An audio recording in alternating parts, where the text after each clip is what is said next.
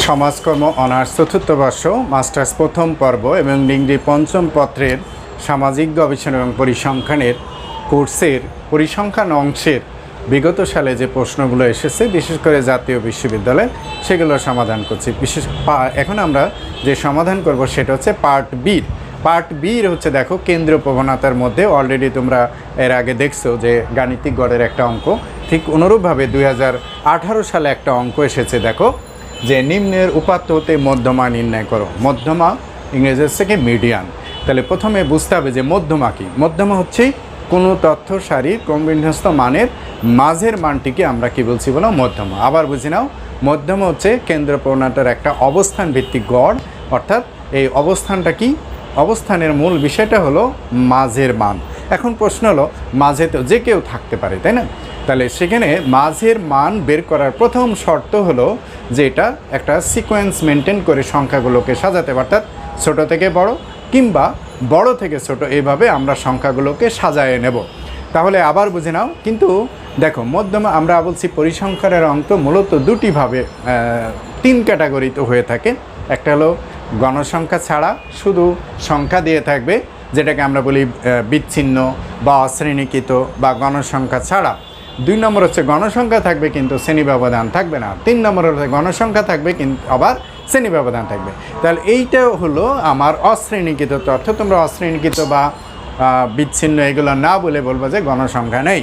তো যদি গণসংখ্যা না থাকে তাহলে আমরা মধ্যমা যে সংজ্ঞাটা আমরা বললাম যে কোনো তথ্য সারির মানগুলোকে ক্রমবিন্যস্ত অনুসারে সাজানোর পরে মাঝে যে সংখ্যাটা পড়বে সেই সংখ্যাটাকে আমরা কি বলছি বলো মধ্যমা। আবার বুঝে নাও যে কোনো তথ্য সারির সংখ্যাগুলোকে ক্রমবিন্যস্ত অনুসারে সাজানোর পরে মাঝে যে সংখ্যাটা পড়বে সেই সংখ্যাটাকে আমরা কি বলছি বলো মধ্যমা। এখন প্রশ্ন হলো এখানে দুইটা, একটা হলো যদি 7টা মান থাকে তাহলে আমরা সহজে মাঝে পেয়ে যাচ্ছি, কিন্তু 8টা থাকলে 2টা মাঝে পাচ্ছি, 10টা থাকলে 2টি মাঝে পাচ্ছি, 11টা থাকলে মাঝখানে একটা পাচ্ছি।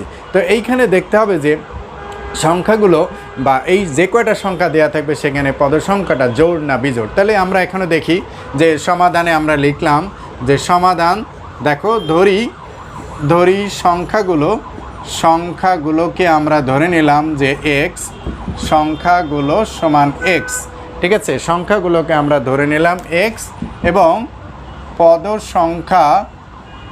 সংখ্যা এন সমান ছোট হাতের এন 1 2 3 4 5 6 7 8, তার মানে 8। এইখানে ব্র্যাকেটে লিখবা জোড়।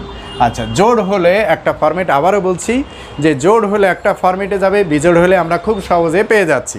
তো মধ্যমা আমরা যেহেতু সংখ্যাগুলোকে ছোট থেকে বড় আকারে সাজানো, আমরা আগে বলছি মধ্যমা হলে কি করতে হবে, সংখ্যাগুলোকে ক্রমবিন্যস্ত অনুসারে সাজাতে হবে। তাহলে আমরা সংখ্যাগুলোকে যদি সংখ্যাগুলোকে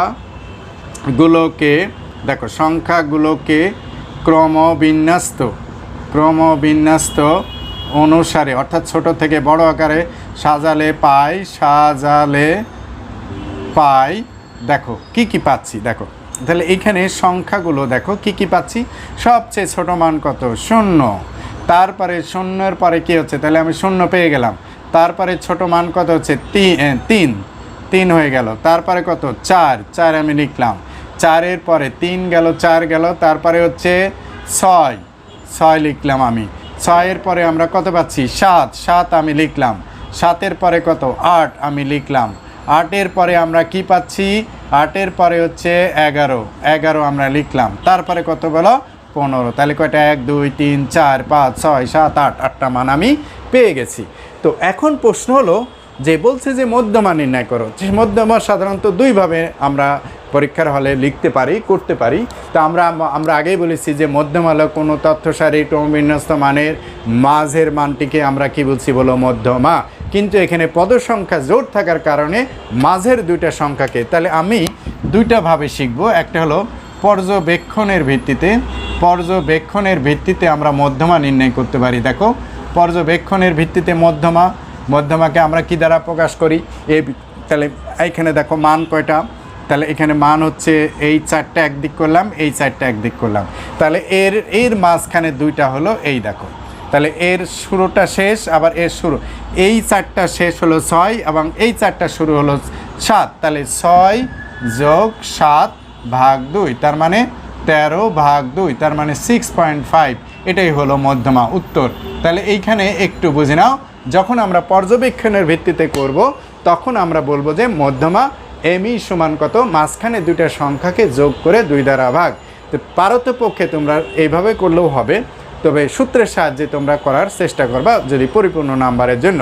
তাহলে আমরা যদি সূত্রের সাহায্যে করি, দেখো সূত্রের সাহায্যে যেহেতু সূত্রের সাহায্যে পদ সংখ্যা n জোড় হলে, যেহেতু পদ সংখ্যা n সমান কত বলো, জোড় হলে মধ্যমা দেখো এমই সমান, আমরা যে কাজটা আবার বলছি এটা যে কোনো একটা প্রক্রিয়া করলেই হবে, তবে তোমরা চেষ্টা করবা এগুলো সূত্রের সাহায্যে করা।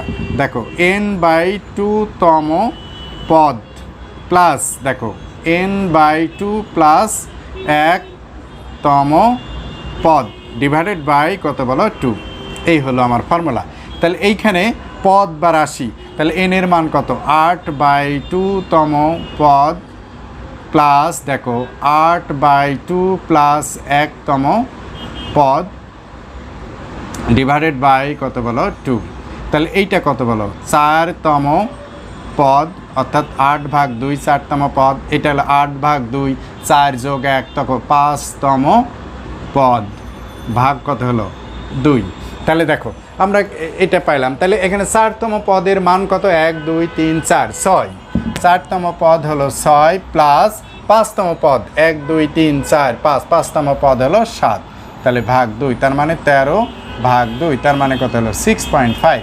তাহলে দেখো আমরা যে সূত্রটাই প্রয়োগ করি না কেন একই উত্তর হবে। তাহলে আমরা যদি একটু বুঝে নাও যে মধ্যমা যদি, অর্থাৎ অশ্রেণীকৃত তথ্যের ক্ষেত্রে বা গণসংখ্যা যদি না থাকে তাহলে মধ্যমা আমরা কিন্তু এইভাবে নির্ণয় করব। তাহলে আবার বুঝে নাও, তাহলে মধ্যমা হলো কি, কোনো তথ্য সারির, আমি আবার বুঝে নাও, আমার এই কেন্দ্র প্রবণতার উপরে তোমরা বেসিক যে কনসেপ্ট আছে কেন্দ্র প্রবণতার প্লে লিস্টে যাবা, কেন্দ্রীয় প্রবণতার প্লে লিস্টে যাই, কেন্দ্র প্রবণতার যে প্লে লিস্ট আছে সেইটা দেখবা যে কেন্দ্র প্রবণতার উপরে ডিটেলস ব্যাখ্যা দেওয়া আছে এবং প্রত্যেকটা অর্থাৎ গাণিতিক গড় মধ্যমা প্রচুরকের উপরে বেসিক লেকচারগুলো দেখবা, তাহলে তোমাদের আর কোনো কনফিউশন থাকবে না।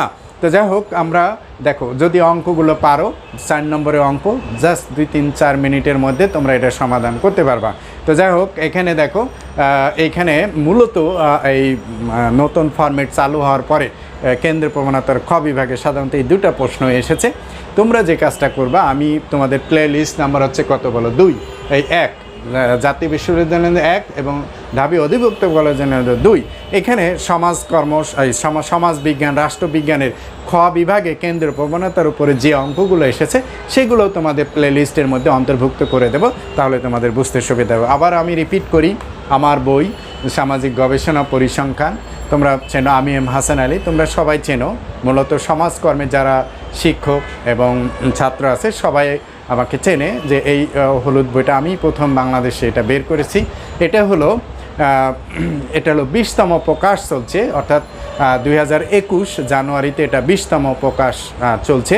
তোমরা এটা ইউটিউব চ্যানেলের সংস্করণ, অর্থাৎ এখানে দেখো প্রচুর, তোমরা এইখানে আরেকটা জিনিস দেখবা যে এখানে পিছনে, বইয়ের পিছনে প্লে লিস্টে আছে যার যেটা প্রয়োজন, বিশেষ করে সেই আমি যে লেকচারগুলো দিচ্ছি যে প্লে লিস্টে দেবো, এর বাইরে তোমরা যে অধ্যায়গুলো আছে তোমাদের যে রিসার্চের জন্য, আবার বলি রিসার্চের জন্য 4টা বেসিক লেকচার আছে এবং পরিসংখ্যানের জন্য অধ্যায়ভিত্তিক প্রতিবেশকের কেন্দ্র, গণসংখ্যা নিবেশন, কেন্দ্রীয় প্রবণতা, বিস্তার পরিমাপ, সংশ্লেষ, নির্ভরণ, প্রত্যেকটা অধ্যায়ের উপর একটা বেসিক লেকচারগুলো আছে যেটা তোমরা পিছনে দেখলে পারে বুঝতে পারবা যেগুলো আছে। যাই হোক, সবাইকে আহ্বান, পরবর্তী লেকচার দেখার জন্য আহ্বান জানাচ্ছি। আসসালামু আলাইকুম।